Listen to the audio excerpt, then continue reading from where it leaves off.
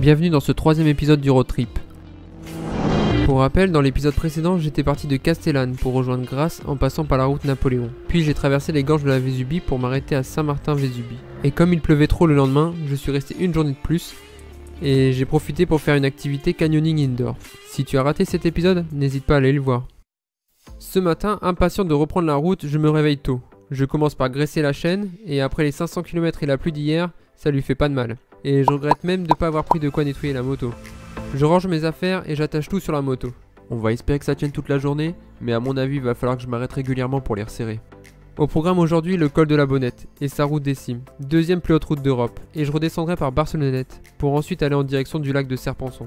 Et comme tous les jours, je verrai ce que je trouve pour dormir. Allez, à peine 8 h et la moto est prête.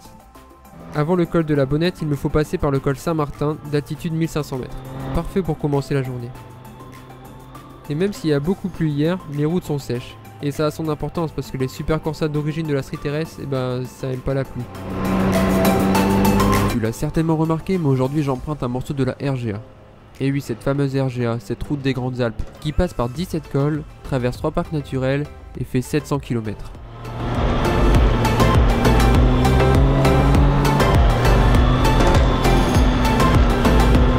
Et regarde-moi cette route. Et je peux te dire que rouler là le matin, sur cette route quasi déserte, c'est vraiment cool.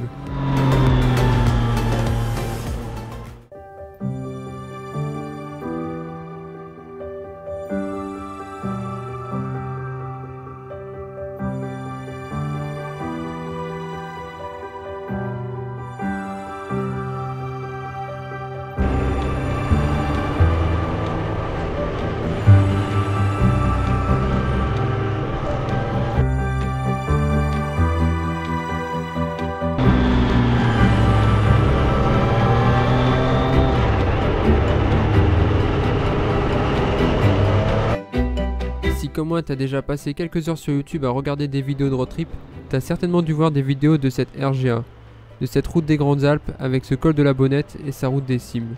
Et moi là je suis pas très loin et j'ai hâte d'aller poser mes roues dessus. Et ça fera un road trip de plus sur YouTube qui passe par cette route.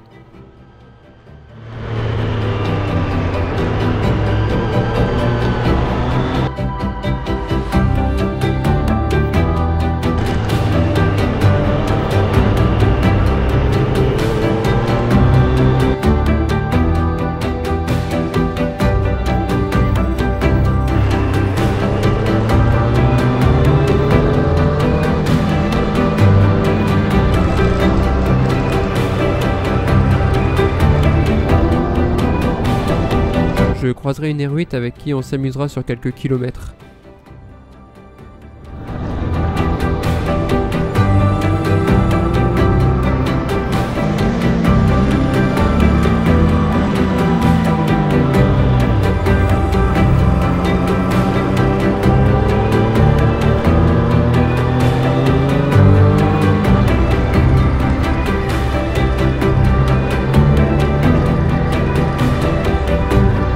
Ça y est, on y arrive, me voilà au pied du col de la Bonnette. Et ouf, il est ouvert. Je sais, je t'ai vendu une super route et là tu vois une route en mauvais état. Mais attends de voir la route dans quelques kilomètres.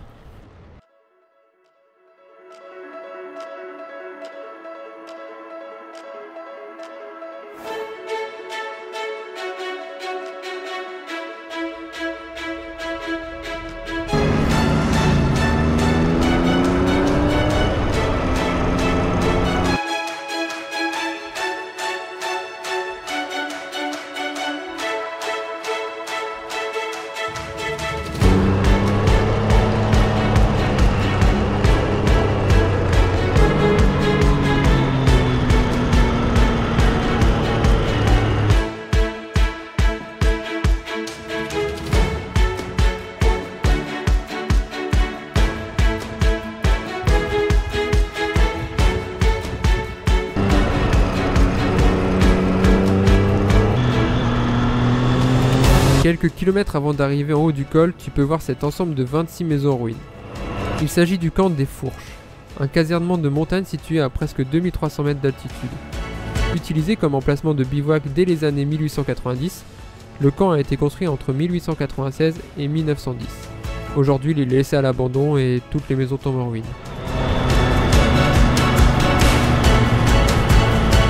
Un peu comme le Mont Ventoux que j'ai passé dans l'épisode 1, la végétation devient de moins en moins dense pour laisser complètement la place aux cailloux.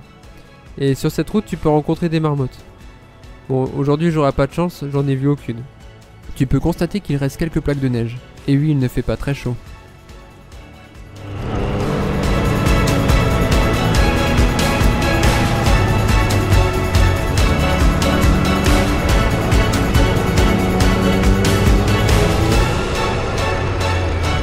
Ça y est, je suis arrivé en haut du col. Une fois que tu y es, n'oublie pas de faire la route des cimes, qui, je te le rappelle, est la deuxième plus haute route d'Europe. Et si tu te demandes où est la plus haute route d'Europe, eh ben je vais te le dire. Enfin, je vais plutôt te l'écrire parce que clairement je vais pas tenter de le prononcer. Il s'agit du portail sud d'un tunnel en Autriche.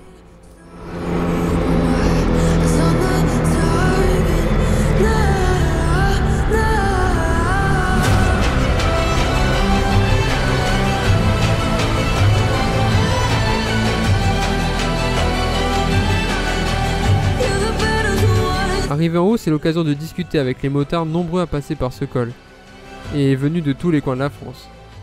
Bon, je vais pas te mentir, mais avec ma Street RS, je fais un peu tâche au milieu de tous ces trails. Et ils n'ont pas les mêmes problématiques de chargement que moi. Allez, je profite du paysage, je fais quelques photos, et je profite de la bonne ambiance entre motards, avant de redescendre par le versant nord, direction Barcelonnette.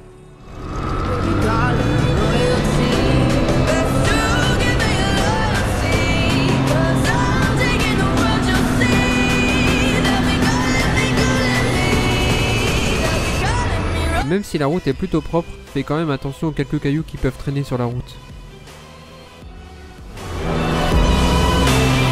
La descente est aussi bien que la montée, avec des beaux virages, vraiment un plaisir ce col. Et ce petit morceau de RGA, eh ben, il me donne envie de la faire en entier, de Thonon-les-Bains à Menton. Mais bon, ce sera pour une prochaine fois. Et là, tu dois être en train de te dire que je suis déjà en train de penser au prochain road trip. Et oui, ces premiers jours de road trip m'ont clairement plu. Et je peux déjà te dire que ce sera pas le dernier.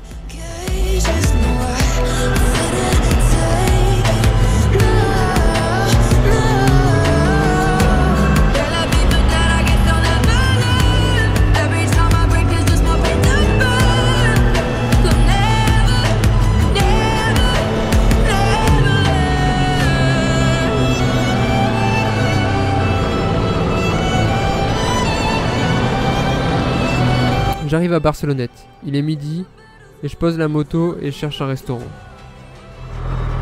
Je trouve à manger un burger au rapport qualité-prix un peu cher mais certainement dû à l'emplacement. Après manger, je ne traîne pas et je pars direction le lac de Serpenson. Depuis Barcelonnette, il n'est qu'à une vingtaine de kilomètres.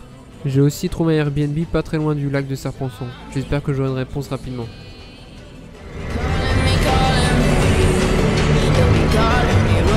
Avant d'arriver au lac de Serpenson, je passe dans un tunnel où pour le coup il fait vraiment noir. Et puis je sais plus du tout comment on met les feux de la street, du coup on va suivre les feux de la voiture de devant.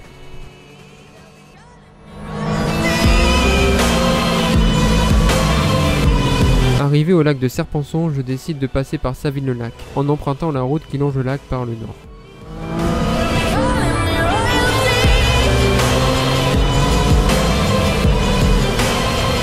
Ce que je remarque tout de suite en arrivant au lac de Serpenson, c'est sa couleur, ce joli bleu émeraude. Le lac de Serpenson est le plus grand lac artificiel de France métropolitaine. Alimenté par la Durance et l'Ubaye, le lac de Serpenson est au cœur des Alpes du Sud. Les crues de 1843 et 1856 et par la suite les pénuries d'eau l'été sont à l'origine des premiers projets du barrage sur la Durance. L'aménagement du plan d'eau a nécessité le déplacement de 1000 personnes et la destruction de 400 bâtiments. 2 villages disparaissent sous les eaux, Savines et l'Ubaye. Ce dernier ne sera pas reconstruit. Les travaux d'aménagement débuteront en 1955 pour une mise en eau le 16 novembre 1959 et un achèvement des travaux en 1961. L'aménagement hydraulique permet la régulation des crues de la Durance et l'irrigation de la Provence. Il produit également de l'électricité. Le plan d'eau est par ailleurs devenu un lieu touristique important pour la région. En quelques chiffres, le lac de Serpenson fait 1,27 milliard de mètres cubes d'eau, soit 320 000 piscines olympiques et a une superficie d'environ 2800 hectares, soit 1555 terrains de football à peu près. Et tout ça pour 20 km de long et 3 km de large à son niveau maximum.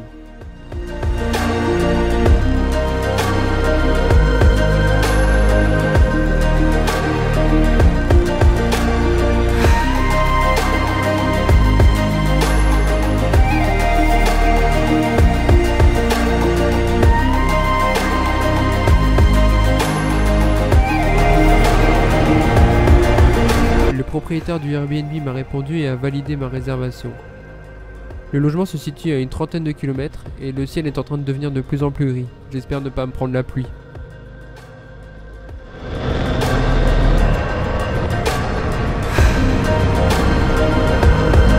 Lorsque j'arrive au Airbnb, je m'aperçois qu'il n'y a pas d'abri pour la moto et l'orage arrive. Mais le proprio très sympa me propose de la mettre à l'abri. Elle ne se prendra pas la pluie cette fois-ci. Et voilà qui termine ce 4e jour de road trip. Demain c'est la dernière grosse journée avant le retour samedi. Si la vidéo t'a plu, n'hésite pas à la liker et pour ne pas rater la suite, abonne-toi.